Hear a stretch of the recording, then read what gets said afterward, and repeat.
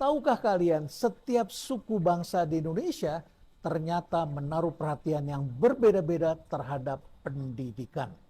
Padahal kan pendidikan merupakan modal yang sangat penting untuk kemajuan suatu bangsa dan juga untuk memperbaiki sosial kita, status ekonomi kita dalam kehidupan. Biro Pusat Statistik baru saja mengumumkan sepanjang tahun 2024 datanya ternyata menunjukkan suku yang paling menaruh perhatian pada pendidikan adalah suku Batak yang menghasilkan jumlah sarjana tertinggi di Indonesia yang kemudian disusul oleh suku Minangkabau. Suku Jawa penduduknya yang terbanyak di Indonesia, secara persentase itu separuhnya dari suku Batak. Saya sampai bertanya-tanya, bagaimana ya ceritanya orang Batak sampai menaruh perhatian yang begitu besar pada pendidikan.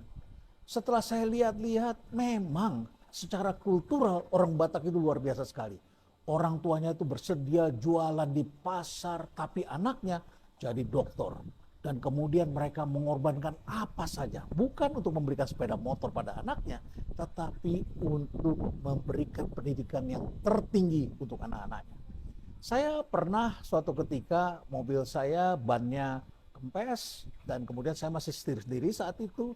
Saya berhenti di salah satu tempat tambal ban dan itu tempat yang sangat sederhana. Di kiri kanannya adalah tempat yang tanah kosong.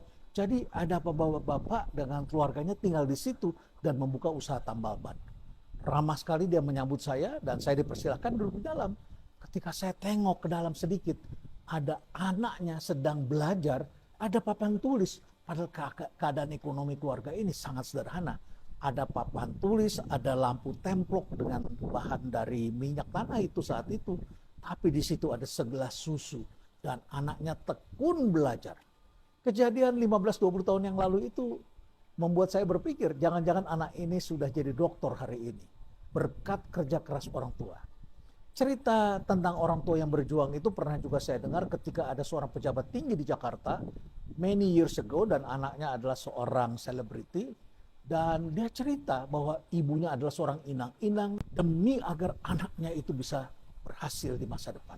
Dan akhirnya anak ini menjadi seorang insinyur terkenal, bahkan meraih gelar doktor. Dan di program dokter UI pada saat saya memimpin di sana, setiap tahun itu yang terbanyak mengambil program dokter memang adalah orang Batak.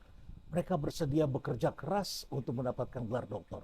Tidak mengherankan, akhirnya ketika saya selesai dari kepemimpinan saya di UI, dan akhirnya saya juga mendirikan ada SOPO, rumah besar untuk acara orang Batak di kawasan Rumah Perubahan Jakarta Escape.